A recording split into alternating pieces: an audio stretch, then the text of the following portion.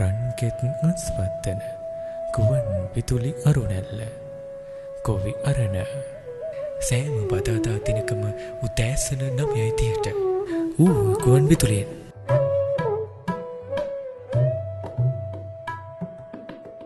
හදයි සුබදෑසනක් කියලා ප්‍රාර්ථනා කරලා දත් ආදරණීය ගුවන් විදුලියේ මිතුරණිය ඔබ මුණකෙන අපි සෝදනම් ගොවියරණ වැඩසටහනත් අරගෙන ඔබ දන්නවා හැම බදාදාවකම උදෑසන 9ට අපි ඔබ මුණකෙන සෝදනම් 97.6 ඔබේ ආදරණීය ගුවන් තරංගයේ ඔස්සේ ගොවියරණ සහෘද කතා බහත් එක්ක ඔබට වැදගත් වෙන බොහොමයක් තොරතුරු අරගෙන. ඉතින් අද අපි කතා බහ කරන්න බලාපොරොත්තු වෙනවා මේ සාවුන් පාලනය කියන කාරණේ ගැන.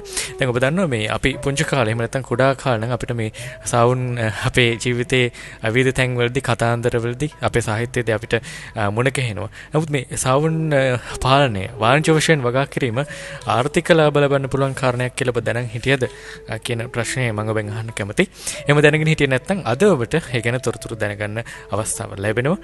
ඒ වෙනුවෙන් අපි අද අපේ මැදිරියට කැඳවුවේ ශ්‍රී ලංකා සබ්‍රගම විශ්වවිද්‍යාලයේ කුෂ විද්‍යාපීඨයේ පශු සම්පත් සහ සත්ව නිෂ්පාදන අධ්‍යයනයේ ජ්‍යෙෂ්ඨ කතිකාචාර්යනී අමිලා සුභාෂිනී බණ්ඩාර මහත්මිය සබ්‍රගම සරසවියේම කුෂ විද්‍යාපීඨයෙන් මූලික අධ්‍යාපනයේ එමෙතන විද්‍යාපති උපාධිය ලබාගෙන එයින් පසුව ඒකේ පශ්චාත් උපන්ති නිබන්ධනය වෙනුවෙන් පෙරදින විශ්වවිද්‍යාලයෙන් ලබා ගන්න පශ්චාත් උපන්ති නිබන්ධනය වෙනුවෙන් තමයි මේ සාවුන් පිළිබඳව අධ්‍යයනය සිදු කරන්නේ. ඉතින් මම හිතන්නේ ඈත් එක්ක අපිට බොහොමයක් තොරතුරු කතා කරන්න ලැබෙයි කියලා අපි විශ්වාස කරනවා.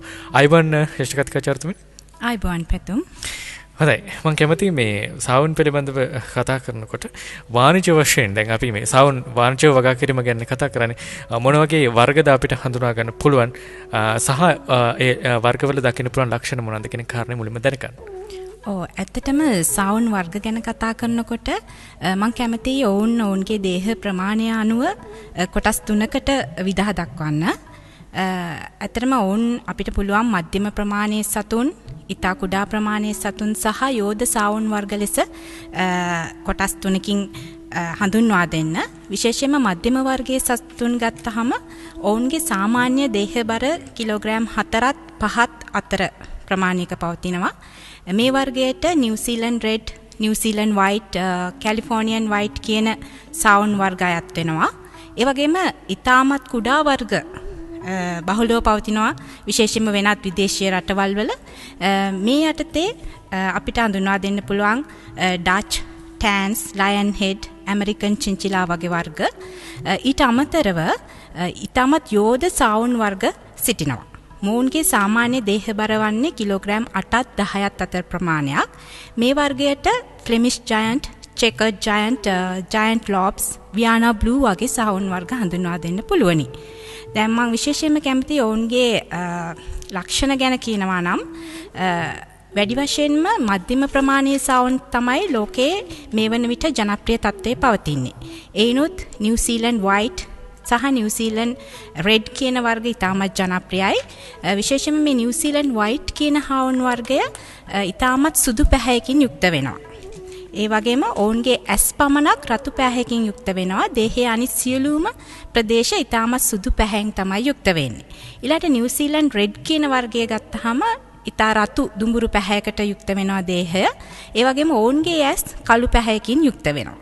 ඊළඟට කැලිෆෝනියන් වයිට් කියන සා වර්ගය ගත්තාම ඔවුන්ගේ අපිට දකින්න පුළුවන් කළු සහ සුදු කියන වර්ණ දෙකම විශේෂයෙන්ම ඔවුන්ගේ කන් දෙකත් නාසයත් ඒ වගේම කකුල් ප්‍රදේශات කළු පැහැයෙන් යුක්ත වෙනවා. වලිගයත් කළු පාටින් යුක්ත වෙනවා. ඊට අමතරව ශරීරයේ අනිකුත් ප්‍රදේශ සුදු වර්ණයෙන් යුක්ත වෙනවා. මේ වර්ග මධ්‍යම ප්‍රමාණයේ යටතේදී මට හඳුන්වා දෙන්න පුළුවන්. ඇත්තටම ඊට අමතරව යෝධ සාවුන් වර්ග විශේෂයෙන් මස් සඳහා මේ යෝධ සාවුන් වර්ග ඇති කරනු ලබනවා. මේ වර්ගවල මේ ෆ්ලෙමිෂ් ජයන්ට් කියන වර්ගය ඉතාමත් විශාලයි. කිලෝග්‍රෑම් 10 දක්වා ප්‍රමාණයකට වර්ධනය වෙනවා. ඔවුන් ලා දුඹුරු පැහැයකින් යුක්ත වෙනවා. ඒ වගේම වියානා බ්ලූ කියන වර්ගය තරමක් තද අලු පැහැයකින් යුක්ත වෙනවා. ඔවුනුත් කිලෝග්‍රෑම් 7-8 දක්වා ප්‍රමාණයකට වර්ධනය වෙනවා. ඒ වගේම ඉතා කුඩා සාවුන් වර්ග යටතේදී ලයන් හෙඩ් වගේ සාවුන් වර්ග ගත්තොත් ඇත්තටම ඔවුන් සුරතල් සතුන් විදියට තමයි ලෝකයේ වැඩි වශයෙන්ම ඇති කිරීම සිදු කරන්නේ. මොවුන්ගේ විශේෂයෙන්ම මුහුණ ප්‍රදේශය සිංහයෙකුගේ වැනි ආකාරයක් අපිට දක්නට ලැබෙන්න පුළුවන්. ඒ වගේම ඔවුන් ලා දුඹුරු පැහැයෙන් යුක්ත වෙනවා. ඒ වගේම ඩච් කියන වර්ගයත් ඉතාමත් ප්‍රසිද්ධයි සුරතල් සතුන් විදිහට. ඔවුන් කළු සහ සුදු පැහැයෙන් යුක්ත වෙනවා. විශේෂයෙන්ම ඔවුන්ගේ උරහිස ප්‍රදේශයේ පමණක් කළු පැහැතිභාවයක් අපිට දක්නට ලැබෙනවා. සිරුරේ අනිත් ප්‍රදේශ සුදු පැහැයකින් යුක්ත වෙනවා. හොඳයි මම හිතන්නේ මේ අපි විවිධ සාවුන් වර්ග පිළිබඳව තොරතුරු කතා කරා. දැන් අපි ශ්‍රී ලංකාවට පවත්න තත්ත්වය ගැන කතා කරොත් ලංකාවට මොන වගේ වර්ගද සුදුසු වෙන්නේ මේ ඔබ සඳහන් කර ප්‍රභේදයන් වලින්? ඔව් පැතුම් ඇත්තටම අපි ලංකාව ගැන සලකනකොට ලංකාවේ තියෙන්නේ ඔබ ඉතාමත් හොඳින් දන්නවා ඇති ඝර්ම කලාපික රටක් ලංකාව. ඉතින් මෙන්න මේ ඝර්ම කලාපික රටක් වීම නිසා අපේ ලංකාව තුළ උෂ්ණත්වය ඉතාමත් වැඩි. මේ සාහුන් ගැන සිතනකොට ඇත්තටම ඔවුන්ගේ තියෙන විශේෂතම ලක්ෂණයක් වන්නේ ඔවුන්ගේ සමෙහි තියෙන ස්වේද ග්‍රන්ථි ප්‍රමාණය ඉතාමත් අඩුයි. මෙන්න මේ හේතුව නිසා ඔවුන්ට හැකියාවක් නැහැ අධික උෂ්ණත්වය දරා ගන්නට. ඉතින් මෙන්න මේ හේතුව නිසා අධික උෂ්ණත්වය දරා ගැනීමට හැකි වර්ග තමයි අපිට ලංකාවට නිර්දේශ කිරීමට සිදුවන්නේ. විශේෂයෙන්ම මම පෙරදී සඳහන් කළ ආකාරයට නිව්සීලන්ඩ් වයිට් කියන සාවුන් වර්ගය සාපේක්ෂ වශයෙන් අපිට වැඩි උෂ්ණත්වයක් දරා ගැනීමේ හැකියාවක් ඇති සාවුන් විදිහට ලංකාවට නිර්දේශ කිරීමට හැකියාවක් තියෙනවා. ඊට අමතරව නිව්සීලන්ඩ් රෙඩ් කියන වර්ගයත් කැලිෆෝනියන් වයිට් කියන වර්ගයත් වාණිජ්‍ය වශයෙන් ලංකාව තුල ඇති කිරීමට ඉතාමත් සුදුසු සාවුන් වර්ග ලෙස මට හඳුන්වා දෙන්න පුළුවන්. හොඳයි දැන් ශ්‍රී ලංකාව පිළිබඳව කතා කරනකොට ලංකාව කියන්නේ විවිධ දේශගුණික ලක්ෂණ සහිත ප්‍රදේශ තිබෙන කලාපයක්. දැන් දේශගුණය කොහොමද සාවුන් පාලනයට බලපාන්නේ සහ මොන වගේ දේශගුණික ලක්ෂණද වඩාත් යහපත්ව මේ කාරණේ කරන්න අවශ්‍ය වෙන්නේ? ඔව් පැතුම් මම කලින් සඳහන් කළ ආකාරයට ලංකාව ඝර්ම කලාපික රටක් වීම නිසා අධික උෂ්ණත්වය කියන සාධකය ඇත්තටම මේ සාවුන් ඇති කිරීම කෙරෙහි බලපානවා. විශේෂයෙන්ම සාවුන් ඇති කිරීම සඳහා සුදුසු උෂ්ණත්වය වන්නේ සෙල්සියස් අංශක 21ත් 25ත් අතර උෂ්ණත්වයක්. සෙල්සියස් අංශක 30ට වැඩි උෂ්ණත්වයක් තියෙන ප්‍රදේශ කිසිසේත්ම මේ සාවුන් පාලනය කිරීමට එහෙමත් නැත්නම් ඇති කිරීමට සුදුසු වන්නේ නැහැ. විශේෂයෙන්ම අපි අධික උෂ්ණත්ව කලාප, ඒ කියන්නේ වියලි කලාපය වගේ ප්‍රදේශ ගත්තොත් ඒ ප්‍රදේශවල අපිට සාවුන් ඇති කිරීම සිදු කරන්න පුළුවන්. නමුත් ඉතා විශාල ප්‍රශ්න ප්‍රමාණයකට අපිට මෙහිදී මුහුණ පාන්නට සිදු වෙනවා. විශේෂයෙන්ම වාණිජ්‍ය වශයෙන් අපි සාවුන් ඇති කරනවා නම් මෙවැනි අධික උෂ්ණත්වයෙන් යුතු ප්‍රදේශ වළක්වා ගනිමින් ඉතා අඩු උෂ්ණත්වයක් තියෙන නුවරඑළිය, බලංගොඩ ඒ වගේ ප්‍රදේශ තමයි මට වඩාත්ම සුදුසුයි යෝජනා කිරීමට හැකියාවක් තියෙන්නේ. විශේෂයෙන්ම අධික උෂ්ණත්වය යටතේදී මේ සාවුන්ගේ ආහාර ගැනීම අඩු තත්වයක් අපිට දක්නට පුළුවන්. ඊට අමතරව ඔවුන්ගේ ප්‍රජනන හැකියාව අඩු වෙනවා. ඒ වගේම වර්ධන වේගය අඩු වෙනවා. ඒ වගේම ඔවුන්ගේ පැටව් තල වල ප්‍රමාණය නැත්නම් විශාලත්වය අඩු වෙනවා. ඊට අමතරව සමහර අවස්ථාවලදී කලල අවස්ථාවේ වුණත් පැටවුන් මැරෙන්න පුළුවන් කියන එක තමයි මට මේ අවස්ථාවේදී සඳහන් කරන්න තියෙන්නේ. හොඳයි දැන් අපි ශ්‍රාවකයන් ඉන්න වැඩිපුරින් ප්‍රදේශ ගත්තොත් බදුල්ල වගේ ප්‍රදේශ මේ සඳහා යෝග්‍යයි කියලා ඔබතුමී විශ්වාස කරනවද? ඔව් බදුල්ල ඇත්තටම ඉතාමත් විශාල උෂ්ණත්වයක් අපිට දක්නට ලැබෙන්නේ නැහැ. සාමාන්‍ය සෙල්සියස් අංශක 29ක 28ක වගේ උෂ්ණත්ව පරාසයක තමයි බදුල්ල නගරය පවතින්නේ. ඒ නිසා මට ඇත්තටම බදුල්ල නගරය සහ ඒ ආශ්‍රිත ප්‍රදේශ සාවුන් පාලනය සඳහා සුදුසුයයි නිර්දේශ කරන්නට පුළුවනි. හොඳයි අපි මේ ඉදිරියේදී කතා කරන මොකක්ද මේ සාවුන් පාලනයේ තියෙන වැදගත්කම? ඇයි අපි මෙතරම් ඔබට මේ කාරණේ පිළිබඳව තොරතුරු ඉදිරිපත් කරන්නේ සහ ආර්ථික වාසිය පිළිබඳව?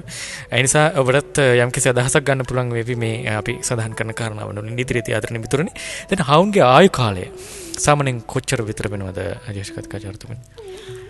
සාමාන්‍යයෙන් අපි කතා කරපු හා වර්ගය කියන්නේ නිව්සීලන්ඩ් වයිට්, නිව්සීලන්ඩ් රෙඩ්, කැලිෆෝනියන් වගේ සාවුන් වර්ග ගැන සලකලා බලනකොට ඔවුන්ගේ ආයු කාලය සාමාන්‍යයෙන් අවුරුදු 8ත් 10ත් අතර ප්‍රමාණයක තමයි තිබෙන්නේ. ඊට අමතරව ෆ්ලෙමිෂ් ජයන්ට් වගේ වර්ග ගත්තොත් සාමාන්‍යයෙන් ඔවුන් අවුරුදු 12ත් 14 අතර ප්‍රමාණයකුත් ජීවත් වෙනවා.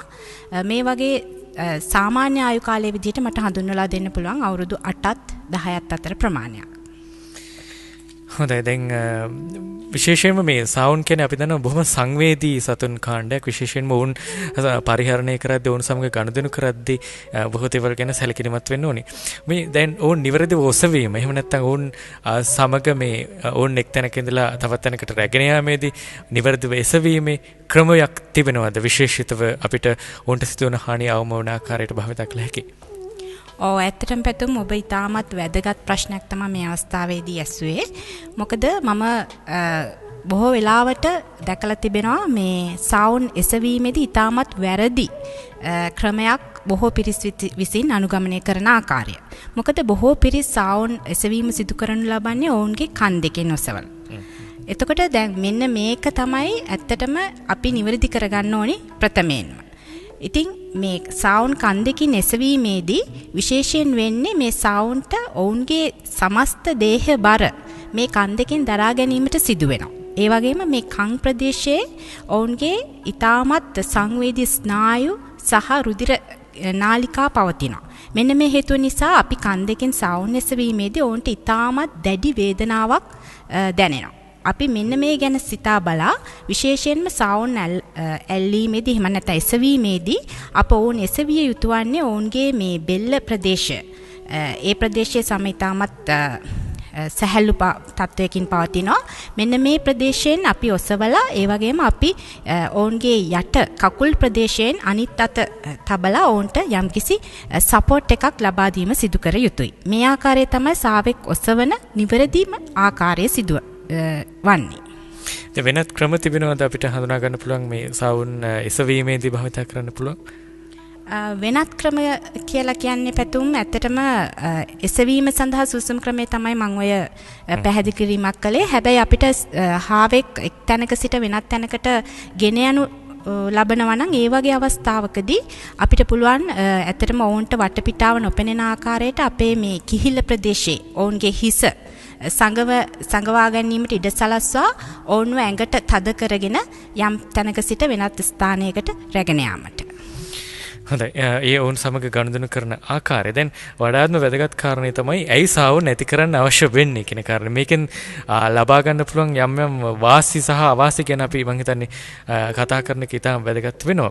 දැන් අනිකුත් ගොවිපළ සතුන් විදිහට අපි ඌරන් පාලනය සිදු කරනවා, එහෙම නැත්නම් ගව පාලනය සිදු කරනවා. දැන් මේවත් එක්ක සංසන්දනය කරද්දී ඇයි අපිට සවුන්ඩ් පාලනය වැදගත් වෙන්නේ? මොන වගේ වාසිද අපිට මේන් ලබා ගන්න පිළිවන් වෙන්නේ? ඇත්තටම වෙනත් සතුන් සමග සැසඳීමේදී මේ සවුන්ඩ්ගේ දේහ ප්‍රමාණය ඉතාමත් කුඩායි. මෙන්න මේ හේතුව නිසා අපිට විශේෂ වාසියක් ලැබෙනවා මොවුන්ව ඇල්වීම සහ හැසිරවීමේ පහසුව. විශේෂයෙන්ම කුඩා ළමයින්ට කාන්තාවන්ට උනත් ඉතාමත් පහසුවෙන් මේ සතුන් හැසිරවීම සහ ඇල්වීම සිදු කරන්න පුළුවන්. ඒක තමයි ප්‍රධානතම වාසිය.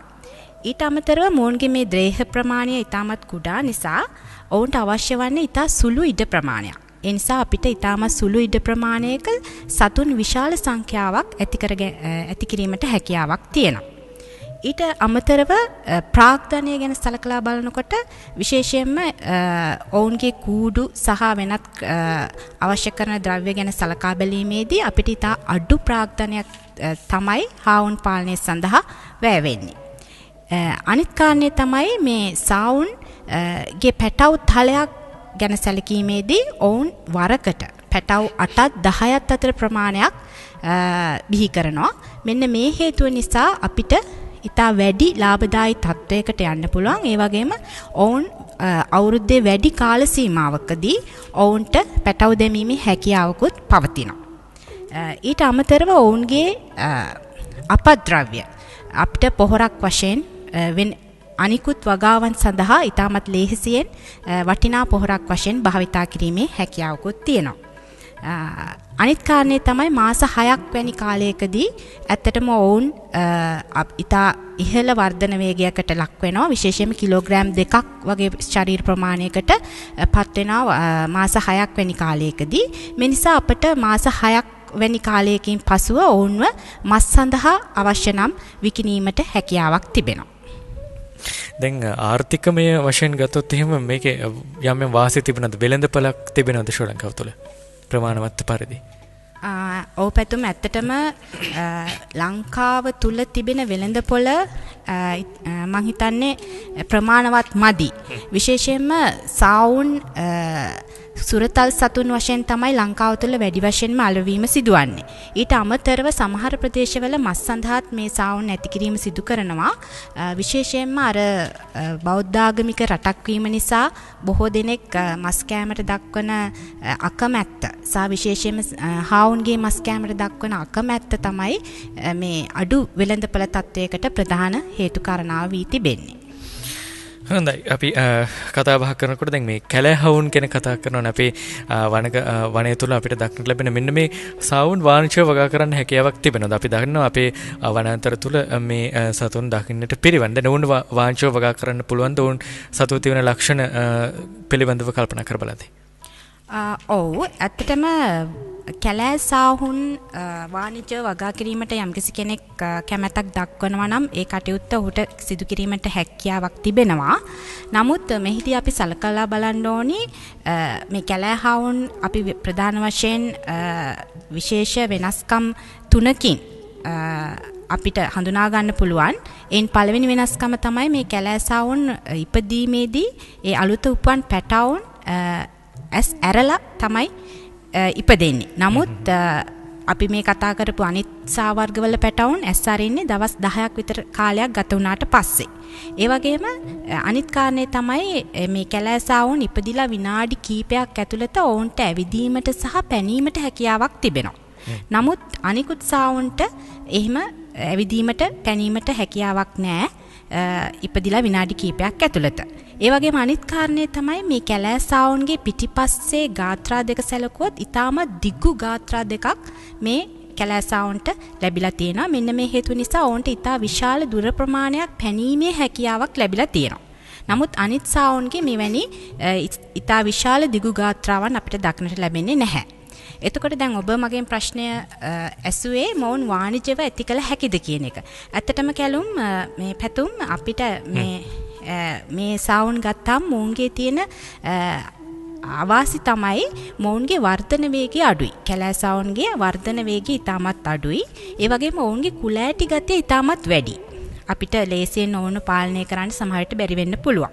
ඒ වගේම තමයි ඔවුන්ගේ පැටව් තලයක් ගත්තාම මේ පැටව් තලයක විශාලත්වය සාමාන්‍යයෙන් වරකට පැටව් 3ත් 2ත් එහෙම නැත්නම් 4ක් වගේ ප්‍රමාණයක් වෙනවා. නමුත් අනිකුත් සාවුන්ගේ පැටව් තලය මා කලින් සඳහන් කළ ආකාරයට 8ත් 10ත් අතර ප්‍රමාණයක් වෙනවා. මෙන්න මේ ප්‍රධාන අවාසි තත්වයන් දෙස සලකා බැලීමේදී මා හිතන්නේ වඩාත් වාසිදායක වෙන්නේ කැලෑ සාවුන් ඇති කරනවට වඩා මා කලින් හඳුන්වා දුණු අනිකුත් සාවුන් වර්ග ඇති කිරීමයි. හොඳයි. ඒ තුලින් ඉහළ නිෂ්පාදනයක් ලබා ගැනීමට හැකියාවක් තිබුණ කෙනෙක් කරන උත්සව සඳහන් කරන්නේ. හොඳයි. දැන් ශ්‍රී ලංකාව පිළිබඳව අපි කතා කරොත් මේ ගැන තිබෙන කතිකාවේ එහෙම නැත්නම් මේ ගැන තියෙන උනන්දුවේ සහ අපේ රටේ වර්තමාන වෙනකොට සාවුන් පාලනය පිළිබඳව තියෙන තත්ත්වය පිළිබඳව ඔබතුමී කොහොමද හඳුන්වන්නේ? මොකක්ද ඔබතුමීට දැනෙන හැඟීම? ඔව් වර්තමානයේ විශේෂයෙන්ම සාවුන් පාලනය සිදු කරන ප්‍රදේශ මං හිතන විදිහට ඉතාමත් අඩු තත්වයක පවතින්නේ. නමුත් අපි මේ සත්වයන් විශේෂයෙන්ම පාලනය කිරීම පිළිබඳව තියෙන ඇත්තටම තියෙන දැනුම අඩුකම තමයි මේට ප්‍රධාන වශයෙන් හේතු කාරණා වෙලා තියෙන්නේ. ඉතින් මේ දේවල් අපි ඇත්තටම මගහරවාගෙන මේ සාවුන් පාලනය වැඩි දියුණු කිරීමට අවශ්‍ය පියවර ගත යුතුයි.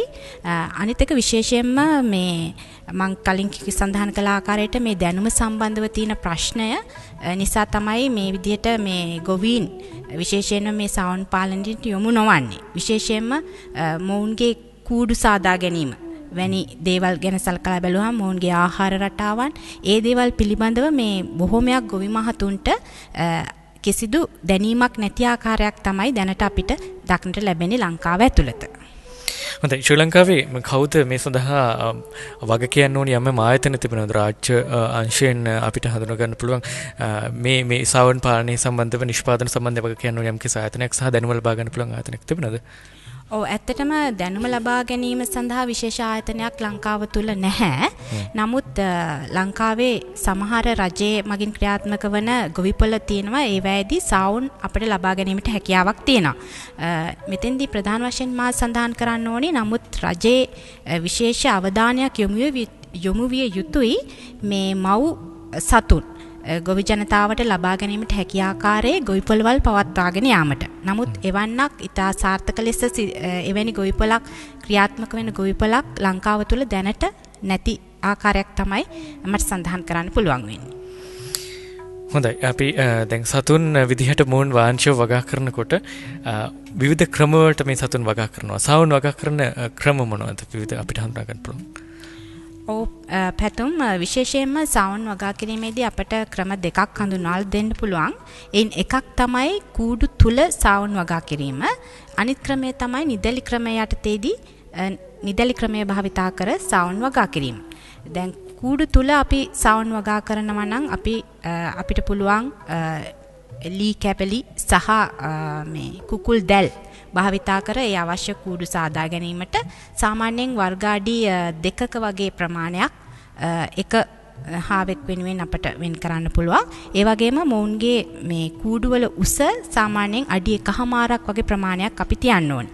විශේෂයෙන්ම ඔබ දන්නවා ඇති පැතුම් සාමාන්‍යයෙන් සාවුන් කැමති ඔවුන්ගේ කකුල් දෙකෙන් ඉහළට එසවෙන්න.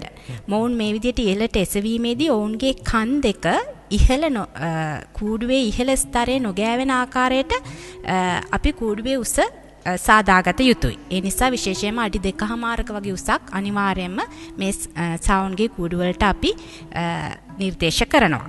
මේ අනිත් ක්‍රමය තමයි සාවුන්ගේ නිදලි ක්‍රමය කියලා අපි හඳුන්වන්නේ. මේ ක්‍රමයේදී අපිට පිදුරු හරි එහෙමත් නැත්නම් වෙනත් 10 වගේ දෙයක් බිමට දමලා ඒ ප්‍රමාණය ඒ අවට වටපිටාව වට කරලා සාවුන්ට නිදැල්ලේ සිටින ආකාරයට අපිට යම්කිසි ප්‍රදේශයක් වට කිරීමෙන් සාදා දෙන්න පුළුවන්. මේ ආකාර දෙක තමයි ප්‍රධාන වශයෙන්ම සාවුන් නැති කිරීම සඳහා අපි භාවිතා කරන්නේ.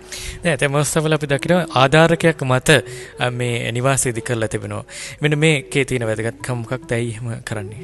ඇත්තටම ආධාරකයක් යොදා ගනිමින් නිවාසයක් ඇති කිරීමේදී විශේෂ වාසියක් තියෙනවා. මොකද අපිට පුළුවන් ඒ ආධාරකයෙන් පහළ ප්‍රදේශයේ ඇත්තටම ඔවුන්ගෙන් අපද්‍රව්‍ය නිකුත් වෙනවා. මෙන්න මේ අපද්‍රව්‍ය එකතු කරලා අපිට පොහොරක් වශයෙන් ලබා ගැනීමේ පහසුතාවය මේ වගේ ආධාරකයක් භාවිතා කරලා සාවුන් නැති කිරීමේ ක්‍රමයෙන් අපට විශේෂයෙන් ලබා ගැනීමට පුළුවන්කමක් තියෙනවා. හොඳයි දැන් නිවාසයේ අවට මොන වගේ තත්ත්වයන්ද අපිට දකින්න පුළුවන්? විශේෂයෙන් අපි දන්නවා යම් ආකාරයක සතුන්ගෙන් සමහරට හානි වෙනවද?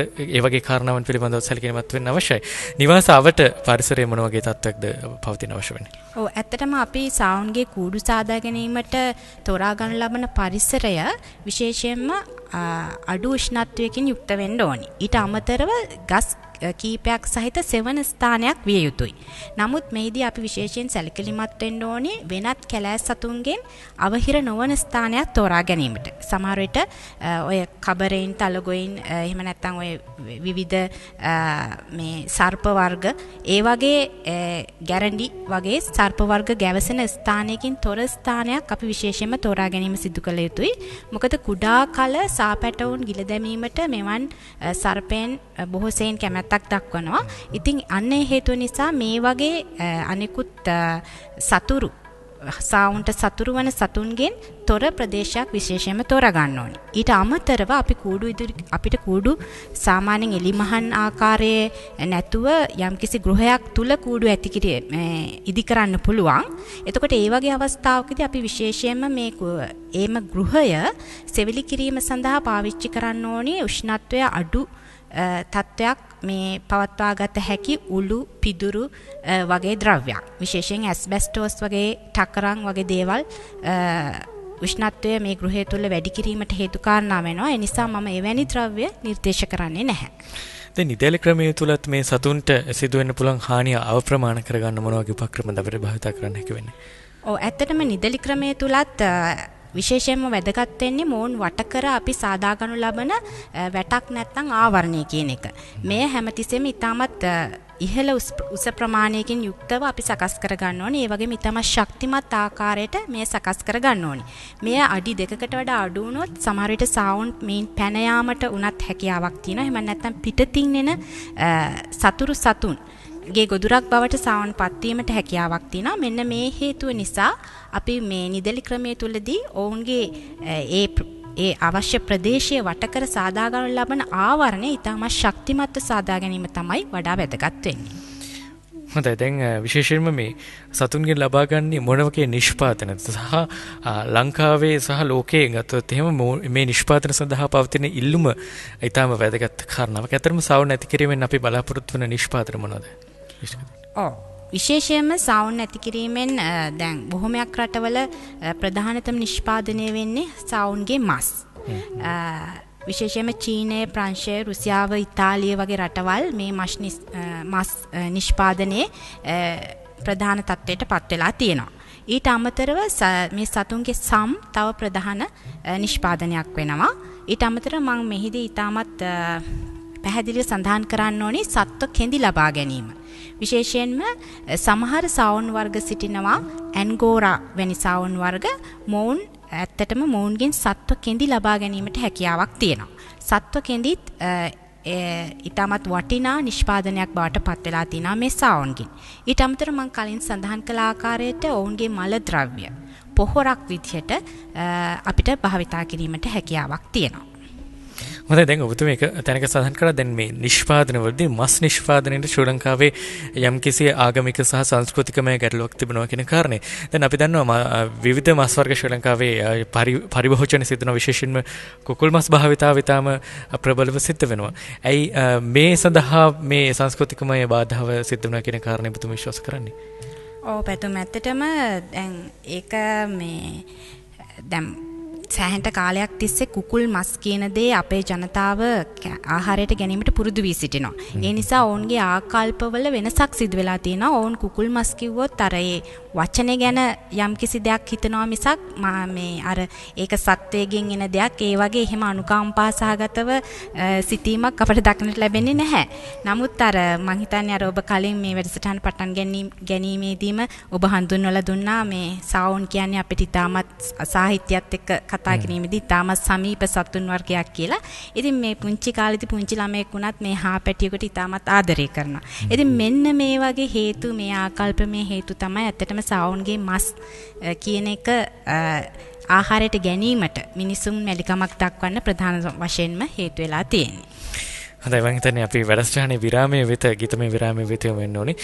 ජ්‍යෙෂ්ඨ කතිකාචාර්යතුමනි අද අපි කතා බහ කරමින් ඉන්නේ මේ සවුන් පාලනය කියන කාරණාව. ඒක ඔබට කොහොමද වැදගත් වෙන්නේ කියන කාරණේ සබරගම විශ්වවිද්‍යාලයේ කෘෂි විද්‍යාපීඨයේ ජ්‍යෙෂ්ඨ කතිකාචාර්ය අමිලා සුභාෂිනී බණ්ඩාර මහත්මියත් එක්ක අපි මේ ගැන තොරතුරු කතා බහ කරමින් ඉන්නේ. ගොවිවරණ එක්ක රැඳෙන්න මේ හොරා පුරාවට අපි මේ ගැන තොරතුරු කතා කරන්න සූදානම්. මේ ගීතමය විරාමයෙන් පස්සේ අපි තවත් තොරතුරුත් එක්ක ඔබ මුණ ගැහෙන්න සූදානම්. රන්කෙත් අස්වත්තන ගුවන් විදුලි අරුණැල්ල කොවි අරණ සෑම බදාදා දිනකම උදෑසන 9:30ට ගුවන් විදුලියෙන්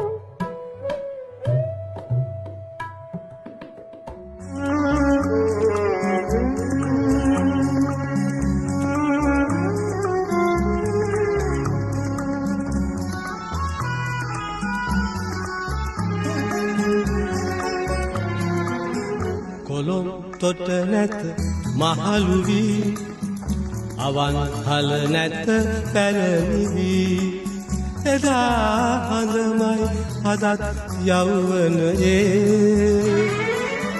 එහෙත් අප දෙන්නා බලන් කැඩපත සොඳුරියේ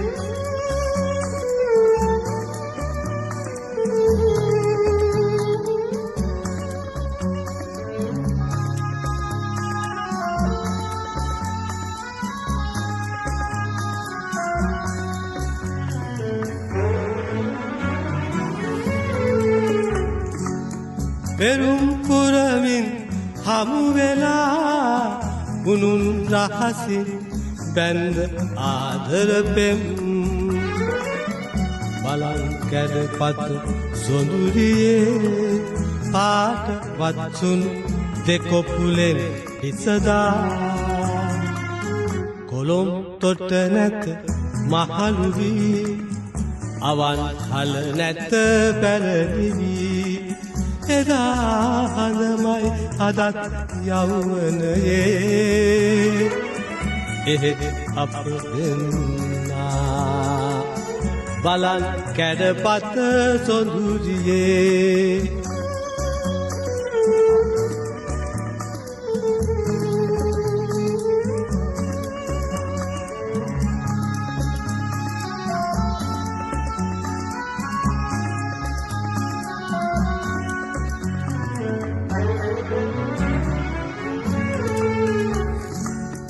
කුඹගසක් උඩ නැවතිලා සිනා තලමින් සඳේ ඇයි සරදම්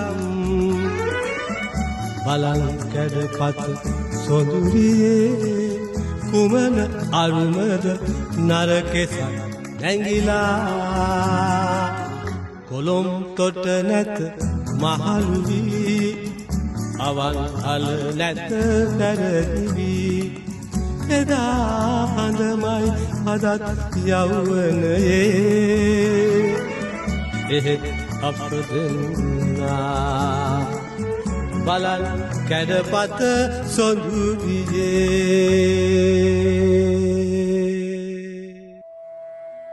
රන්කෙත් අස්වත්තන ගුවන් විදුලි අරුණැල්ල කොවි අරණ සෑම බදාදා දිනකම උදෑසන 9:30ට ඌ ගුවන් විදුලියෙන්. හොඳයි, ඊටම විරාමෙන් පස්සේ අපි නැවතත් ගොවියරණේ කතා බහ වෙනුවෙන් ඔබත් එක්ක එකතු වෙන්න සූදානම්. දැන් ඔබතුමිය මේ ඊටම විරාමයට කලින් අපිත් එක්ක සඳහන් කරා විශේෂයෙන් මේ සවුන්ගෙන් මේ කෙඳි ලබා ගැනීමක් සිදු වෙනවා කියන කාරණේ. ඇත්තටම මොන වගේ වාංචමය වැදගත්කමක්ද මේ සවුන්ගෙන් ලබා ගන්න කෙඳි වලට තිබෙන්නේ? ඔව් පැතුම් ඇත්ත වශයෙන්ම ඔබ අහලා ඇති අපි සාමාන්‍යයෙන් කෙඳි ලබා ගන්නේ බැටළුවන්ගෙන් සත්ව කෙඳි. මේ ආකාරයටම මේ සවුන්ගෙන් ලබා ගන්නා කෙඳි මගිනුත් විවිධ වර්ගයේ ඇඳුම් නිෂ්පාදනය බහුල වශයෙන් සිදු කරනවා. ඊට අමතරව විවිධ වර්ගයේ කාපට් වර්ග ඒ වගේ දේවල් නිෂ්පාදනය කිරීම සිදු කරනවා. විශේෂයෙන්ම මේ බැටළුවන්ගෙන් ලබා ගන්නා කෙඳි වලට ආදේශකයක් විදිහට මේ සවුන්ගෙන් ලබා ගන්නා කෙඳි ලෝකයේ භාවිතා වෙනවා. හොඳයි, සතුන්ට ආහාර ලබා දීම ගැන අපි කතා කරොත් මේ මොන වගේ ආහාර වර්ගද ලබා දෙන්න හැකියාවක් තිබෙන්නේ කියන කාරණේත් අපි කතා කරමු. හාවුන් ගත්තාම අපි ඕන සලකන්නේ සම්පූර්ණයෙන්ම ශාක භක්ෂක සතුන් විදිහට. ඒ කියන්නේ ශාක කොටස් පමණක් ආහාරයට ගන්න සත්ව කොටාසයක් ලෙසයි. ඉතින් මෙන්න මේ හේතුව නිසා අපිට ඊටමත් පහසුවෙන් සවුන්ගේ ආහාර සඳහා විවිධ තෘණ වර්ග ඒ වගේම විවිධ පැලෑටි විශේෂයෙන්ම ඔබ දන්නවා ඇති උඳු පියලිය වගේ මේ වගේ පැලෑටි විශේෂයෙන්ම අපිට ආහාරය සඳහා සපයන්න පුළුවන්. ඊට අමතරව අපිට අවශ්‍ය නම් විවිධ එළවලු වර්ග. දැන් බොහෝ දෙනෙක් දන්නවා කැරට් කියන ආහාරය බොහෝ දෙනෙක් සලකනවා කැරට් වලට හාවුන් ඉතාමත් කැමතියි කියලා. ඉතින් මෙන්න මේ වගේ කැරට්, ගෝවා සහ විවිධ පලා වර්ග අපිට ආහාරය සඳහා උන්ට සපයන්න පුළුවන්. ඒ වගේමයි අපිට අවශ්‍ය නම් බත් වැනි ධාන්‍ය වර්ග පවා සවුන්ට අපිට ආහාර වශයෙන් සපයා දීමට හැකියාවක් තිබෙනවා. වාංච වශයෙන් යම් ආහාර වර්ග නිෂ්පාදනය කරනවද යම් කිසි ආකාරයක මේ සවුන්ට ලබා දීම සඳහා එනම් මොනවද කියන කාරණේත් අපි කතා කරමු. ඔව් පැතුම්, ඊටමත් වැදගත් ප්‍රශ්නයක් තමයි නැවත වරක් ඔබ යොමු කළේ. විශේෂයෙන්ම අපි වාණිජ්‍ය වශයෙන් නිෂ්පාදනය වෙන ආහාර, සවුන් සඳහා නිෂ්පාදනය වෙන ආහාර ගැන සැලකීමේදී ලෝකයේ මෙවැනි ආහාර වර්ග පවතිනවා. නමුත් අපේ ලංකාව තුළ අපිට සවුන් සඳහාම නිෂ්පාදනය වෙන ආහාර වර්ගයක් දක්නට ලැබෙන්නේ නැහැ. මේක යම්කිසි කියන්නේ හාවුන් නිෂ්පාදනය සඳහා යම්කිසි පසුබෑමකට හේතු කාරණා වෙන්නටත් පුළුවනි. නමුත් ලංකාව තුළ විශේෂයෙන්ම හාවුන් නිෂ්පාදනය වෙන ගොවිපළවල් වලදී මේ සවුන් සඳහා ලබා දෙන්නේ බ්‍රොයිලර් සතුන් සඳහා ලබා දෙන බ්‍රොයිලර් ග්‍රෝවර් එහෙමත් නැත්නම් බ්‍රොයිලර් ෆිනිෂර් කියන ආහාර වර්ගය. ඊට අමතරව අපිට අවශ්‍ය නම් ගවයන් සඳහා භාවිතා කරන කැටල් ෆීඩ් එහෙම නැත්නම් ගව ආහාරත් සවුන් සඳහා ලබා දීම සිදු කරන්න පුළුවන්. මෙහිදී විශේෂයෙන්ම මම සඳහන් කරන්න ඕනි අපි බ්‍රොයිලර් සතුන් සඳහා, ඒ කියන්නේ බ්‍රොයිලර් කුකුලන් සඳහා ලබා දෙන බ්‍රොයිලර් ෆිනිෂර් එහෙම නැත්නම් බ්‍රොයිලර් ග්‍රෝවර් වගේ ආහාර වර්ගයක් ලබා දෙනවා නම් අපිට අනිවාර්යයෙන්ම බාහිර වශයෙන් තන්තු වර්ග, ඒ කියන්නේ තනකොළ වර්ග එහෙමත් නැත්නම් වෙනස් ශාක වර්ග සවුන්ට ලබා දීමට සිදු කළ යුතුයි. මොකද මේ බ්‍රොයිලර් ආහාරවල එහෙම නැත්නම් කුකුල් ආහාරවල තිබෙන තන්තු ප්‍රමාණය ඉතාමත් අඩුයි. නමුත් ගව ආහාරයක් අපි සවුන් සඳහා ලබා දෙනවා නම් එහි තියෙන තන්තු ප්‍රමාණය වැඩි. මේ ප්‍රමාණය ඇත්තටම සවුන්ගේ අවශ්‍යතාවය සඳහා ප්‍රමාණවත්. ඉතින් එම නිසා අපිට අවශ්‍ය නම් තනකොළ වර්ග එහෙම නැත්නම් වෙනත් ශාක ද්‍රව්‍ය නොදී මෙම ගව ආහාරය පමණක් සවුන් සඳහා ලබා දීම සිදු කළ හැකියි. හොඳයි දැන් අපි වාණිජ්‍ය වශයෙන් යම් ආකාරයක ශ්‍රී ලංකාව තුළ අපි භාවිතා කරන ආහාර ද්‍රව්‍ය තිබෙනවා මේ තෘණ හෝ එහෙම නැත්නම් මේ බ්‍රොයිලර් සතුන් සඳහා ලබා දෙන ආහාර. නමුත් ඔබතුමී සඳහන් කරන මේ සතුන් සඳහාම විශේෂිත වෙච්ච මේ සවුන් සඳහාම විශේෂිත වෙච්ච ආහාර වෙනත් රටවල් වල අපිට දක්නට හැකියාවක් තිබෙනවා. දැන් මේ දෙකේ වෙනස මොකක්ද? මේ තුලින් සතුන්ගේ වර්ධනයට ඇතිවන බලපෑම කොයි ආකාරයකටද ඔබතුමී දකින්නේ? ඔව් පැතුම් ඇත්තටම වාණිජ්‍ය වශයෙන් අපි ආහාරයක් නිෂ්පාදනය කරන්නේ ඒ සත්වයාගේ නියම පෝෂණ අවශ්‍යතාවය පිළිබඳව සලකා බලා ඒ සඳහා නියමිත පරීක්ෂණ සිදු කිරීමෙන් අනතුරුවයි.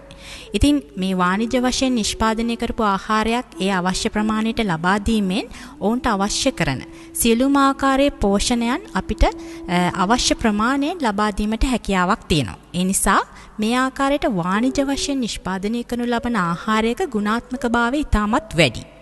නමුත් අපි දැන් සඳහන් කරොත් අපි තෘණ වර්ග වගේ හාවුන්ට ලබා දෙනවා නම් ඒ අවස්ථාවේදී ඇත්තටම අපිට ගැටලුවක් තියෙනවා අපි අවශ්‍ය ප්‍රමාණයේ ගුණාත්මක ආකාරයේ තෘණ වර්ග ලබා දෙනවාද යන්න පිළිබඳව.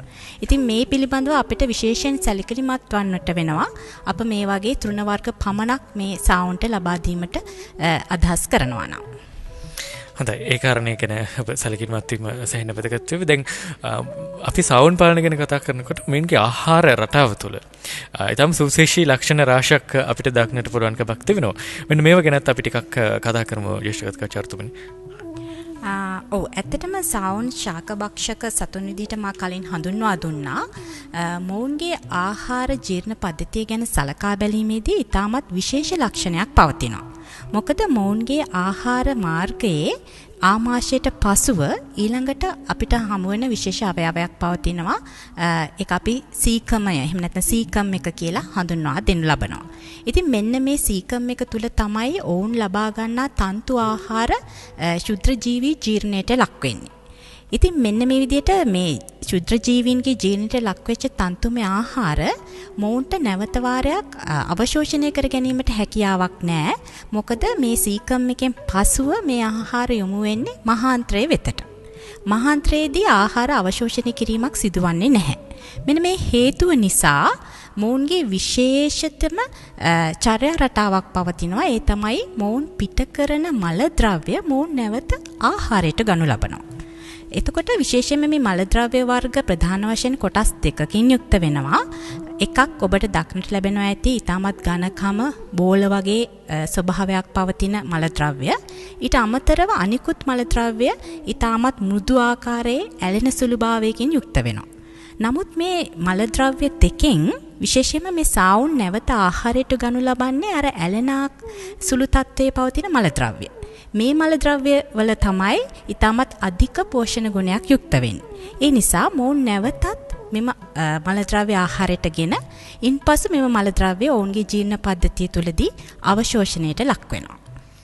ඒ කියන්නේ නැවත මේ තන්තු ප්‍රමාණය ඊටම කාර්යක්ෂම විදිහට ජීර්ණ වීම සඳහාත් මේ සැකස්ම තිබෙන්නේ කියන කාරණා අපි කතා කරමු. ඔව් ඇත්තටම පැතුම් ඒක තමයි අපිට පිළිගන්නට සිද්ධ වෙන්නේ. විශේෂයෙන්ම ඔවුන් ලබා ගන්නා තන්තු ඊටමත් හොඳින් ඔවුන්ට ඒ අවශ්‍ය පෝෂණය ලබා ගැනීම සඳහා ඔවුන්ගේ මල නැවත අනුභව කිරීමක් සිදු වෙනවා.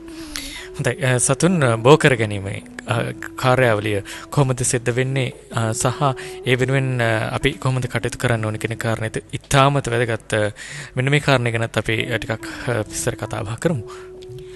ඔව් ඇත්තටම සාවුන් ගැන සලකා බැලීමේදී විශේෂයෙන්ම මේ සාවුන්ගේ ප්‍රජනන ක්‍රියාවලිය අනිත් සතුන්ට වඩා වෙනස්. ඒක ඇත්තටම ඒ පිළිබඳව මම මෙහිදී සඳහන් කරන්න ඕනි. මොකද අපිට අවුරුද්දේ ඕනිම කාලයක ඕනිම අවස්ථාවක අපිට පැටවුන් ලබා ගැනීම හැකියාවක් සාවුන් සලකා ගැනීමේදී අපිට ලැබී තිබෙනවා. විශේෂයෙන්ම මම සඳහන් කරොත් අපි ගවයන් වගේ සතුන් සැලකුවොත් ඔබ දන්නවා ඇති ඔවුන් දවස් 21කට වරයක් තමයි පට්ටියට පැමිණෙන්නේ. ඒ නිසා මෙන්න මේ දවස් 21ක් යනකම් අපිට බලන් ඉඳලා ඔවුන් පට්ටියට පැමිණිච්ච වෙලාවේදී අපිට පිරිමි සතෙකුට එම සතුන් හඳුනා දීමට සිදු වෙනවා. නමුත් සාවුන්ගේ අපිට ඒ විදිහට දවස් ගාණක්වත් එහෙමත් නැත්නම් කාල පරාසයක්වත් බලා සිටීමට අවශ්‍ය වෙන්නේ නැහැ. අපිට අවශ්‍ය කරන ඕනිම වෙලාවක මේ ගැහැණු සතුන් පිරිමි සතුන් සමග එක් කිරීමට හැකියාවක් තියෙනවා. විශේෂයෙන්ම මේ ගෑනු සතුන් ගැන සඳහන් කිරීමේදී ඔවුන්ගේ ආර්ථව චක්‍රයක් අපට දක්නට ලැබෙන්නේ නැහැ. මෙන්න මේ හේතුව නිසා තමයි අපිට අවුරුද්දේ ඕනිම කාලයක ඕනිම වෙලාවක එහෙම නැත්නම් ඕනිම දිනයක මෙම සාවුන් පිරිමි සතුන් සමග එක්වීමෙන් පැටව ලබා ගැනීමට හැකියාවක් ලැබෙන්නේ. විශේෂයෙන්ම ඔබ දන්නවා ඇති ඒ යම් මද කාලය තුලදී අපි සඳහන් කරන ආකාරයට ඩිම්බ පිටවීමක් සිදු වෙනවා. එම හේතුව නිසා තමයි අපිට ඇත්තටම මේ මද කාලය පැමිණෙන තුරු අනිත් සතුන්ගේ ඔවුන්ගේ ප්‍රජනන කටයුතු සඳහා අපිට බලා සිටීමට සිදුවන්නේ. නමුත් සාවුන්ගේ ඇති විශේෂත්වය අපි මෙම ගැහැණු සතුන්ව පිරිමි සතෙකුට හඳුන්වා දීමේදී එම පිරිමි සතා සමග සිදුවන ඒ හැසිරීම තුළ ඔවුන්ගේ ඩිම්බ පිටවීම සිදු වෙනවා. මෙන්න මේ හේතුව නිසා අපිට ඕනෑම අවස්ථාවකදී ගැහැණු සතෙකුගෙන් පැටව් ලබා ගැනීමේ විශේෂ අවස්ථාවක් අපිට ලැබිලා තිබෙනවා. දැන් ඔවුන් තුළ දක්නට ලැබෙන ලක්ෂණයක් තමයි මේ ව්‍යාජ ගර්භණීභාවය කියන කාරණය. ඇත්තට මොකක්ද ජ්‍යෙෂ්ඨ කතිකාචාර්යතුමනි මේ ව්‍යාජ ගර්භණීභාවය කියන කාරණේ හවුන් තුළ අපිට දක්නට ලැබෙන? මේ ව්‍යාජ ගර්භණීභාවය කියන తত্ত্বය විශේෂයෙන්ම හවුන් තුළ ඉතාමත් බහුලයි. මේ ව්‍යාජ ගර්භණීභාවයේදී සිදුවෙන්නේ අපි ගැහැණු සතෙකු පිරිමි සතෙකුට යොමු කරාට පසුව අපිට මුල් අවස්ථාවේදී සාමාන්‍යයෙන් මුල සතිය වගේ ඇතුළත තුලදී අපිට හඳුනා ගන්න පුළුවන් මෙම ගැහැණු සතුන් ගර්භණීභාවයෙන් යුක්තව සිටින ආකාරය. ඒ කියන්නේ සාමාන්‍යයෙන් ඔවුන්ගේ උදර ප්‍රදේශය විශාල වෙනවා. සමහර විට කිරි සාරය වීමක් අපිට දක්නට ලැබෙනවා. මෙන්න මේ වගේ ලක්ෂණ නිසා අපිට පෙන්눔 කරනවා ඔවුන් ගර්භණීභාවයෙන් පසු වෙන ආකාරය. නමුත් ඇත්තටම ඔවුන් ගර්භණීභාවයට පත් වී නැහැ. මේක සිදුවන්නේ ඔවුන් ඔබ දන්නවා ඇති ප්‍රොජෙස්ටරෝන් කියන හෝමෝනයක් තියෙනවා. මෙන්න මේ හෝමෝනය තමයි ගර්භණීභාවයේ උදරයේ ලොකු වීම, ඒ වගේම පියවරු විශාල වීම, කිරි වැගිරීම වගේ ලක්ෂණ වලට හේතු කාරණා වෙන්නේ. මෙන්න මේ හෝමෝනය විශේෂයෙන්ම ස්‍රාවය වෙන්නේ පීත දේහය කියන අවයවයක් නෙමෙයි. ඇත්තට මේක යම්කිසි කියන්නේ ඩිම්බ මෝචනයෙන් පසුව සැකසෙන යම්කිසි කොටසක්. මෙන්න මේ කොටසෙන් තමයි මේ ප්‍රධාන වශයෙන් මේ හෝමෝනය ස්‍රාවය වෙන්නේ. ඉතින් මේ අපි විශේෂයෙන්ම ගෑනු සතෙකු සහ පිරිමි සතෙකු එකට එකතු වීමට සැලැස්වීමෙන් පසුව මා කලින් සඳහන් කළ ආකාරයට ඩිම්බ මෝචනයක් සිදු වෙනවා. නමුත් ඩිම්බ මෝචනය සිදු වුණාට මේ ඩිම්බ පිරිමි සතුන්ගේ තිබෙන ඒ ශුක්‍රාණු සමග එකතු වී පැටව සෑදීමක් සිදුවන්නේ නැහැ. ඩිම්බ මෝචනයෙන් පසුව ඉතුරු වන්නා වූ සෛල එකට එකතු වී මේ පීත දේහය නැමැති කොටස සාදනු ලබනවා. මෙන්න මේ පීත දේහයෙන් ප්‍රොජෙස්ටරෝන් නැමැති හෝමෝනය ස්‍රාවය කරනවා. මේ පීත දේහය යම් තාක් දුරට පැවතීම ගර්භණීභාවයේ ලක්ෂණයක්. ඉතින් මෙන්න මේ අවස්ථාවේ සිදුවන්නේ මේ පීත දේහය යම් තාක් කාලයක් පැවතීමයි. නමුත් ඔවුන් ඇත්තටම ගර්භණීභාවයට පත් වී නැහැ. මෙන්න මේ හේතුව නිසා ගර්භණීභාවයේ ලක්ෂණ දක්නට ලැබෙනවා. නමුත් අපිට ගර්භණීභාවයක් දක්නට ලැබෙන්නේ නැහැ. මේ අවස්ථාව අපි හඳුන්වනවා ව්‍යාජ ගර්භණීභාවය ලෙස. දැන් සාමාන්‍ය ගර්භණීභාවයේදී මීට සාපේක්ෂ වෙනස් අත්දැකීමක් ලැබෙන්න අවශ්‍ය වෙන්නේ. එතනදී කොහොමද සාමාන්‍ය ගර්භණීභාවය සහ මේ ව්‍යාජ ගර්භණීභාවය වෙන් කර හඳුනාගන්නේ අපි? ඊටමත් හොඳ ප්‍රශ්නයක් පැතුම්. ව්‍යාජ ගර්භණීභාවයේදී විශේෂයෙන්ම සිදුවන්නේ සාමාන්‍යයෙන් අපි පිරිමි සතාට ගැහැණු සතෙකු හඳුන්වා දී දවස් 16ත් 14ත් අතර ප්‍රමාණයකදී මේ ගැහැණු සතා තමන්ගේ පපු ප්‍රදේශයේ තියෙන ලෝම කපා කූඩුවක් සෑදීමට උත්සාහ දරනවා. මේ සිදුවන්නේ ගර්භණීභාවයෙන් දවස් 14ත් 16ත් අතර කාලය තුලදී. නමුත් සත්‍ය ගර්භණීභාවයකට ලක්වෙච්ච ගැහැණු සතෙකු මෙම ක්‍රියාවලිය සිදු කරනු ලබන්නේ දවස් 28කට පසුව. ඒ කියන්නේ ගර්භණීභාවයේ 28 වන දිනේදී තමයි මෙම ක්‍රියාවලිය සිදු කරන්නේ. මෙන්න මේ හේතුව නිසා අපිට ව්‍යාජ ගර්භණීභාවය ඉතා ඉක්මනින් සඳුනා ගැනීමේ හැකියාවක් ලැබිලා තියෙනවා. හොඳයි. ඒ ව්‍යාජ ගර්භණීභාවය සහ සාමාන්‍ය ගර්භණීභාවය වෙන් කර හඳුනා ගන්න ආකාරය ඔබට පේනවා මේ සාවුන් තුළ බොහොම අපූර්ව ලක්ෂණ රාශියක් අපිට දැක දැන හඳුනා ගන්න පුළුවන්කමක් තිබෙනවා. දැන් කිරි වැරීම සිදු කළ යුත්තේ කොහොමද ජ්‍යෙෂ්ඨ කතිකාචාර්යතුමනි සාවුන් පාලනයේදී? ඔව්. ඇත්තටම කිරිවැරීම කියන කටයුත්ත සවුන් පාලනයේදී ඉතාමත් වැදගත්. මොකද ඔබ දන්නවා කිරිවැරීමකින් අනතුරුව තමයි අපි සාමාන්‍යයෙන් ඕනෙම සතෙකු ඊළඟ ඔවුන්ගේ පැටවුන් ලබා ගැනීම සඳහා යොමු කරන්නේ. එතකොට මේ සවුන්ගෙත් මේ தત્ත්වය ඒ ආකාරයටම සිදු වෙනවා. නමුත් මම කලින් කිව්ව ආකාරයට අපට අවශ්‍ය නම් කිරිවැරීමට කලින් ගැහැණු සතුන්, පිරිමි සතුන් සමග එක්කර අපිට පැටවුන් ලබා ගැනීමේ හැකියාවකුත් තියෙනවා. නමුත් විශේෂයෙන් අපි මෙහිදී සලකා බැලිය යුතු වන්නේ පැටවුන්ගේ අවශ්‍යතාවය. පැටවුන්ගේ කිරිවලට තිබෙන අවශ්‍යතාවය. අපි සාමාන්‍යයෙන් හාපැටියෙක් සැලකුවොත් මේ හාපැටියෙක් දිනකට එක්වරක් තමයි තමන්ගේ මවගෙන් කිරි ලබා ගන්න. දැන් සාමාන්‍යයෙන් අපි හරක් පැටව් වගේ දන්නවා ඒ පැටව් සාමාන්‍යයෙන් ඔවුන්ට වාර ගණනක් නැහැ. ඔවුන්ට අවශ්‍ය සෑම වෙලාවකදී මවගෙන් කිරි බීම සිදු කරනවා. නමුත් හාපැටුවෙක් පැය 24කට වතාවක් තමයි තමන්ගේ මවගෙන් කිරි බීම සිදු කරන්නේ. ඒකට ප්‍රධාන හේතුව තමයි මේ හාවුන්ගේ කිරිවල තියෙන පෝෂණ අගය. විශේෂයෙන්ම මේ හාවුන්ගේ කිරිවල ඉතා විශාල ප්‍රමාණයක් ප්‍රෝටීන් අන්තර්ගත වෙනවා. ඒ වගේම මේද ප්‍රමාණයත් ඒ වගේම වැඩි. මෙන්න මේ හේතු නිසා එක්වරක් පමණක් කිරි පානය කිරීම හාපැටවුන්ට ඉතාමත් ප්‍රමාණවත්. ඒ වගේම තමයි මේ සාවියකගේ කිරි, එහෙම නැත්නම් ගෑනු සතෙකුගේ කිරි නිෂ්පාදනයේ ඉතාමත් ඉහළ තත්වයට පත්වන්නේ 3 වන සතියේදී. මෙන්න මේ 3 වන සතියෙන් පසු අපිට මේ කිරිවැරීම සිදු කරන්න පුළුවන්. ඒ නිසා මම වඩාත්ම සුදුසුයයි යෝජනා කරන්නේ සාමාන්‍යයෙන් දවස් 30-35 අතර ප්‍රමාණයක්. හොඳයි, දැන් රෝග පලිබෝධ කියලා කියන්නේ ඕනෙම නිෂ්පාදනයක තාම දැඩි බලපෑමක් ඇති වෙන කාරණාවක්. රෝග ප්‍රධාන වශයෙන් ශ්‍රී ලංකාව තුළ අපිට හඳුනා ගන්න පුළුවන් රෝග සහ පලිබෝධ මොනවද සහ ඒවයින් බලක්වා ගන්න අපි කටයුතු කරන්න ඕනේ ආකාරය පිළිබඳවත් තොරතුරු කතා බහ කිරීම සැහැණ වැදගත් වෙයි. ඔව්, ඇත්තටම සවුන් පාලනයේදී අපිට ප්‍රධාන වශයෙන් රෝග කීපයක් තමයි හඳුනා ගැනීමට හැකියාවක් තියෙන්නේ. මම සඳහන් කරන්නම් මේ රෝග මොනවද යන්න වගේ. ඊටමත් බහුල රෝගයක් බවට පත් වී තිබෙන්නේ මේජ් කියන රෝගී තත්ත්වය. මෙන්න මේ රෝගී තත්ත්වයේදී විශේෂයෙන්ම අපිට දක්නට පුළුවන් මේ සවුන්ගේ කන ඇතුළත දුඹුරු සහ කහ පැහැති ඊටමත් කැබලි වැනි ද්‍රව්‍යයක් ඒක රාශී වී තිබෙන ආකාරය. මේක සාමාන්‍යයෙන් බලන්න ගොඩක් අප්‍රසන්න තත්ත්වයක් වෙනවා. මේක ඊටමත් දරුණු තත්ත්වයටපත් වුණොත් ඒ වගේම සවුන්ට ඊටමත් වේදනාකාරී තත්ත්වයක්. ඉතින් මෙන්න මේ තත්ත්වය ඇති වෙන්නේ මයිටා විශේෂයක් මගින්. මේක අපි මේජ් කියලා හඳුන්වනවා. මේක දැනට ඊටමත් බහුලයි. මම හිතන්නේ 90%ක් 95%ක වගේ ගොවිපළවල් ප්‍රමාණයක මේ තත්ත්වය අපිට දක්නට ලැබෙනවා. ඉතින් මේ තත්ත්වයේදී ඇත්තටම අපිට සිද්ධ වෙනවා මේක පාලනය කර ගැනීමක් කරන්න. ඊටමත් දරුණු තත්ත්වයට පත්වෙච්ච සවුන් සිටිනවා නම් හොඳම දේ තමයි ඔවුන් විනාශ කර දැමීම. නැත්තම් මේ තත්ත්වය අනිකුත් සවුන්ටත් ඊටමත් සීක්‍රෙන් බෝවීමට හැකියාවක් තිබෙනවා. ඊට අමතරව ඔබට පුළුවන් පශු වෛද්‍ය උපදෙස් ලබා ගන්න. ඒ අවස්ථාවේදී අයිවර්මෙක්ටින් කියන ඖෂධය එන්නත් කිරීමට අපිට සිදු වෙනවා. මේ වගේ අවස්ථාවකදී මෙම ලක්ෂණයේ තියෙන සියලුම සවුන්ට එකවර මෙම එන්නත ලබා දීමට අපි කටයුතු කරන්න ඕනේ. එසේ නොවුනොත් වෙන්නේ නැවත නැවතත් මෙම ලක්ෂණය සහ මෙම රෝගය අනිත් සියලුම සවුන්ට පැතිර යාමයි.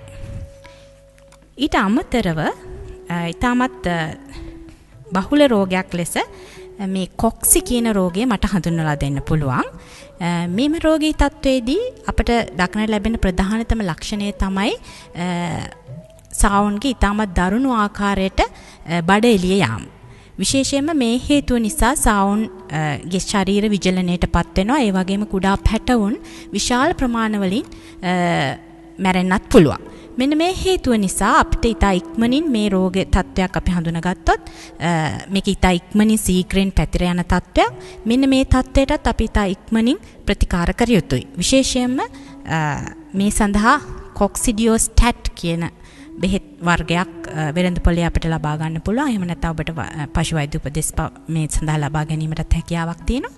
මේ ද්‍රව්‍ය භාවිතා කිරීමෙන් එහි සඳහන් මාත්‍රාව නිවැරදි ආකාරයට භාවිතා කිරීමෙන් මෙම රෝගී තත්ත්වයෙන් අපිට සහනයක් ලබා ගැනීමට හැකියාවක් තියෙනවා.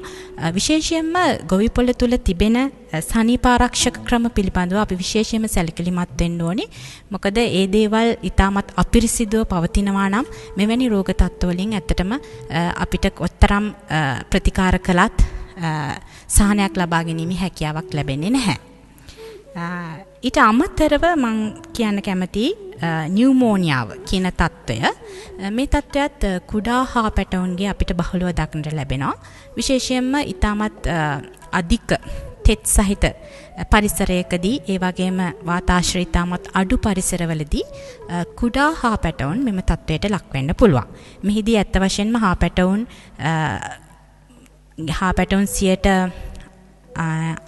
20ක් 25ක් වගේ ප්‍රමාණයක් කුඩා කලදීම මරණයට ලක් වෙනවා. මේ තත්ත්වය ඉතාමත් දරුණු විදිහට ඉදිරි කටයුතු සඳහා බලපාන්න පුළුවන් ඒ හේතුව නිසා. හොඳයි, දැන් අපි දන්නවා යම් ආකාරයක මේ ගව පාලනය වගේ රෝග තත්ත්ව ගැන යම් ආකාරයකට අපි කල්පනා කරනකොට සතුන්ගෙන් මිනිසුන්ට බෝ වෙන රෝග තිබෙනවා. ඉතින් මේ ආකාරයට යම් ආකාරයක සතුන්ගෙන් සාවුන්ගෙන් මිනිසුන්ට බෝ වෙන රෝග හඳුනාගෙන තිබෙනවද අධිෂ්ඨිකත්වචාර්තුමනි? ඔව් පැතුම්, ඇත්තටම සාවුන්ගෙන්ම මිනිසුන්ට බෝ වෙන රෝග කියා විශේෂිත රෝග වර්ගයක් හඳුනාගෙන නැහැ. නමුත් මේ අවස්ථාවේදී මම අවධාරණය කරන්න ඕනේ අපි කවුරුත් දන්නවා ජලබීතිකාව. එතකොට මේ ජලබීතිකාව රෝගය අනිවාර්යයෙන්ම ക്ഷീරපායි සතුන්ගෙන් තමයි මිනිසුන්ට බෝ වෙන්නේ. ඉතින් මෙන්න මේ ජලබීතිකාව රෝගය හාවුන්ටත් බෝ වෙනවා. හාවුන් මගින් මිනිසුන්ට බෝ වෙන්න පුළුවන්. එම නිසා යම්කිසි ආකාරයකින් හාවෙක් සපා කෑමකදී හෝ එහෙම නැත්නම් ඔවුන්ගේ සීරීමකට වගේ ලක් වුණොත් අනිවාර්යයෙන්ම අපිට සිද්ධ වෙනවා මේ ජලබීතිකාවට එරෙහිව ලබා ගන්නා ඒ එන්නත් ඒ ආකාරයෙන්ම ලබා ගන්න. මේ දේ තමයි මට විශේෂයෙන්ම මේ පිළිබඳව සඳහන් කිරීමට අවශ්‍ය වෙන්නේ. මේ සාවුන් පාලනයේ යම්කිසි අවාසි සහගත තත්ත්වයන් තිබෙනවද අපිට හඳුනා ගන්න හැකියාවක් තිබෙන?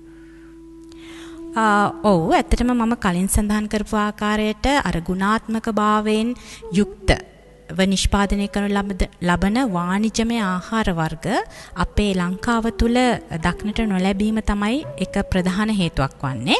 ඊට අමතරව සමහර අවස්ථාවලදී අපිට සාවුන් අපි නිදලි ක්‍රමය යටතේ වගේ භාවිතා කරනවා නම් ඔවුන් විශේෂයෙන්ම අනිකුත් පැලෑටි වර්ගවලට හානි සිදු කරනවා. එතකොට පලිබෝධකයක් වශයෙන් සමහර අවස්ථාවලදී හාවුන් කටයුතු කරනවා. ඒක එක්තරා අවස්ථාවක්. ඊට අමතරව අනිත් ප්‍රශ්නේ තමයි මම අර කලින් සඳහන් කරපු ආකාරයට මේ අපිට අපි වුන්ගේ මස් නිෂ්පාදනය ගැන සැලකීමේදී මිනිසුන්ගේ තියෙන ආකල්පමය තත්ත්වයන්. ඇත්තටම මේ විශේෂයෙන්ම හා මස් වලට තියෙන ඉල්ලුම ඊටමත් අඩු තත්ත්වයක පැවතීම ලංකාව තුල එක්තරා විදියක ගැටලුවක් විදිහට මට මේ අවස්ථාවේදී සඳහන් කරන්න පුළුවන්. හොඳයි, දැන් විශේෂයෙන් අපි දන්නවා විදේශීය විශේෂ මුහුම් කරලා ශ්‍රී ලංකාවට වෙන විශේෂ නිෂ්පාදනය කිරීමක් නිර්මාණය කිරීමක් විශේෂයෙන්ම ගවයින්ගේ අපි දකිනවා ජර්සි ආයශය මේ වගේ සහ මේ සතුන්ගේ මුහුම් හරහා අපේ නිෂ්පාදනය වැඩි කරගන්න.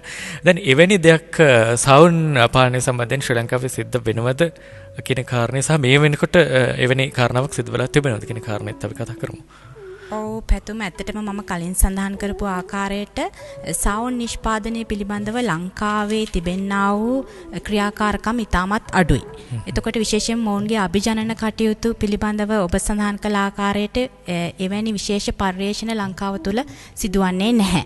නමුත් අපි දැනට සාමාන්‍ය වශයෙන් කරගෙන යන ආකාරයට මම කලින් සඳහන් කර නිව්සීලන්ඩ් වයිට් කියන සා වර්ගයත් ඒ වගේම කැලිෆෝනියන් වයිට් කියන සා වර්ගයත් එකට මුහුම් කර ඔවුන්ගෙන් පැටවුල් ලබා ගැනීමක් සිදුවනවා. ඒ ඇරෙන්න වෙන විශේෂ වශයෙන් අපේ පරිසරයට සුදුසු ආකාරයට සාවුන් අභිජනනයක් පිළිබඳව ලංකාව තුල වාර්තා වන්නේ නැහැ. පොදුවේ ගතහොත් රාජ්‍ය මට්ටමින් මේ වෙනකොට සිදුවන දේ සහ රාජ්‍ය මට්ටමින් සහ පොදුවේ සමාජයකට සිදුවෙන්න ඕනි මොනවද ඔබතුම විශ්වාස කරන්නේ මේ සාවුන් පාලනය ප්‍රචලිත කරන්න සහ මේ වැදගත්කම හඳුනා ගැනීම සඳහා?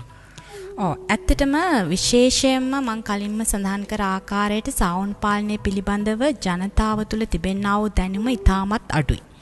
මෙන්න මේක අපි හඳුනාගෙන මේ සඳහා ඔවුන්ගේ දැනුම වැඩි කිරීම සඳහා විවිධ වැඩපිළිවෙළවල් අපි ක්‍රියාත්මක කරන්න ඕනේ. විශේෂයෙන්ම පුහුණු වැඩසටහන් වගේ දේවල් සාවුන් පාලනය පිළිබඳව ක්‍රියාත්මක කිරීම සිදු කරන්න ඕනේ. අනිත් කාරණය තමයි ඔවුන්ගේ අභිජනනය. විශේෂයෙන්ම අපිට අවශ්‍ය නම් යම්කිසි ඉතාමත් හොඳ පිරිසිදු තත්ත්වයේ සාවුන් ලබා ගැනීමට අභිජනන කටයුතු සඳහා ඒ සඳහා ස්ථානයක් ප්‍රසිද්ධ ස්ථානයක් සහ නිර්දේශ කළ හැකි ස්ථානයක් ලංකාව තුළ මේ වන විට ක්‍රියාත්මක වන්නේ නැහැ. ඉතින් මං හිතන්නේ මෙන්න මේ වගේ ස්ථානයක් ඉතාමත් පිරිසිදු තත්ත්වයේ හා වර්ග ලබා ගැනීමට සුදුසු ස්ථානයක් රජයට මැදිහත් වී ඇති කිරීමට හැකියාවක් ඇතනම් ඒ ඉතාමත් වැදගත් වෙනවා මේ ඉදිරි හා පාලන කටයුතු සාර්ථක කර ගැනීම සඳහා. හොඳයි මම හිතන්නේ අපිට ලැබිලා තිබෙන කාලය මේ වෙනකොට හමාර වෙන තිබෙන ජ්‍යෙෂ්ඨ කතිකාචාර්යතුමනි අද අපි කතා බහ කරේ මිතුරනි මේ සවුන් පාලනය කියන කාරණේ කොහොමද කරන්නේ සහ මේකේ තියෙන වැදගත්කම ගැන යම් යම් තොරතුරුවත් එක්ක කතා බහ කරේ. ඉතින් වැඩ රාජකාරිය මැද අපිත් එක්ක මේ කතා බහට එකතු වෙමු සමදෙන් ශ්‍රී ලංකා සබරකම විශ්වවිද්‍යාලයේ කෘෂි විද්‍යාපීඨයේ පශු සම්පත් සහ සත්ව නිෂ්පාදන දනශී ජ්‍යෙෂ්ඨ කතිකාචාර්ය අමිලා සුභාෂිනී වණ්ඩාර මහත්මිය අභිනව ස්තුතියවතුමි අපිත් එක්ක එකතු වෙමු සම්බන්ධයෙන්. ඔව් බොහොමත්ම ස්තුතියි පැතුම්. හොඳයි එහෙමනම් අදත් අපි ගොවර්නර් සමුගෙන යන්න සූදානම් වෙන්නේ. මිතුරනි ඔබට එකඟ වෙන්න බැරි නම් මස් සඳහා සහ මේ කෙඳි සඳහා සතුන් ඇති කිරීම ඔබට එකඟ වෙන්න පුළුවන් සුරතල් සතුන් විදිහට මේ සාවුන් පාලනය සිදු කිරීම පිළිබඳව ඒ නිසා ඔබේ අවධානය ඒ වෙනුවෙන් යොමු කරන්න කියන කාරණේ ඔබට බොහොම සෙනෙහසින් මතක් කරනවා. දැන් අපේ ශ්‍රාවකයන්ට ඔබතුමිය සම්බන්ධ කරගන්න අවශ්‍ය වුණොත් විශ්වවිද්‍යාලයේ දුරකථනය හෝ ඔබතුමගේ පුද්ගලික දුරකථනය මම කැමතියි දැන කියා ගන්න. ඔව් පැතුම් මම විශ්වවිද්‍යාලයේ දුරකථන අංකය මේ අවස්ථාවේදී ලබා දීමට කැමතියි 045යි 22යි 874 045 මේ අංකෙන් ඔබට එතුමිය සමග සම්බන්ධ වෙන්න සහ තොරතුරු දැනගන්න අවශ්‍ය නම් හැකියාවක් තිබෙනවා. ඉතින් එහෙමනම් අදත් අපි ගොවර්නර් සමගින යන්න සූදානම්. අද ගොවර්නර් මෙහෙම ඔබ වෙත අරගෙන එද්දී අවිත් එක්ක හිටපු දේ පිළිබඳව මතක් කරගන්න. නිෂ්පාදනයෙන් සහ මේ අවස්ථාව අපිට ලබා දෙමින් අපිට අවස්ථාව සලසන්නේ ජ්‍යෙෂ්ඨ සංනිවේදක ලසන්ත දෙසල්ව මහත්මයා. ඒ වගේම හැමදාමත් වගේ පුරුදු විදිහට තාක්ෂණික දායකත්වය ලබා දෙමින් මේ වැඩසටහන වෙනුවෙන් එකතු වන්නේ මගේ මිතුරා අනුරකොන් හිතපතා මම පැතුම් බුද්ධික ලියනගේ අපිට වාසනාවන්ත සුබ සතියක් ප්‍රාර්ථනා කරමින් ලබන සතිය හමුන බලාපොරොත්තුෙන් අපි සම්කන්නවා ඔබට ජයග්‍රාහී සුන්දර සතියක් වේවා. මුහුණ පුරා දිය බිඳු රැඳුණා සීතල සුළඟක පැටලී රළ ගෙඩියක් වෙරළට ආවා මුතු අහුරක් විහිදෙව්වා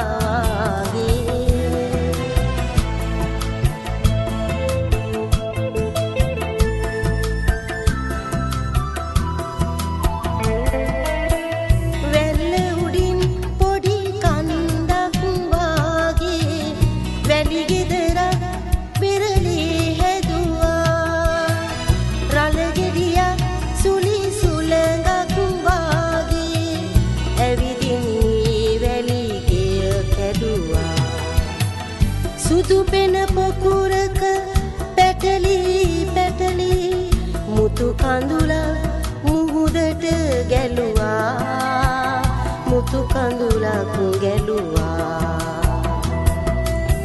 මුතු අහුරක් විහිදෙව්වා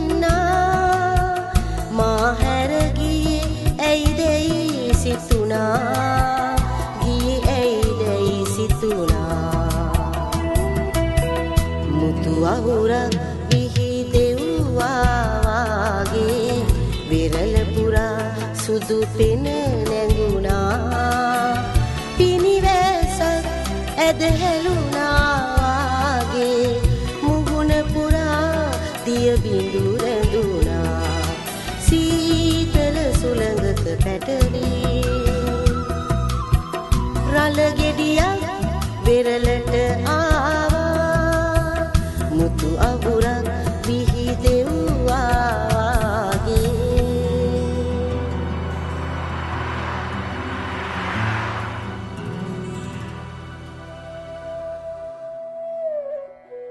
රන්කෙත් අස්වත්තන ගුවන් විදුලි අරුණැල්ල ගොවි අරණ සෑම බදාදා දිනකම උදෑසන 9:30ට ඌව